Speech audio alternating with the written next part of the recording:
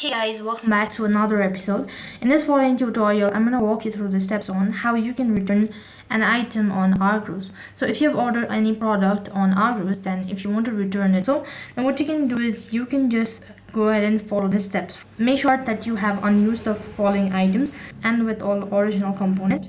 Now in its original packaging with the tag if applicable, if you have it and in the receivable condition security seal interact what the applicable is with its proof of purchase. You have to enter that, and after that with any free items that came along with the product you can, and the refund will be proceeded by the original payment method as well. However, if you're unable to follow the steps, then you can just type in help.argos.co.uk and you'll be able to find articles or instructions on how you can actually return an item on Argos. So you can go through it, follow the prompt on how you can actually return an item.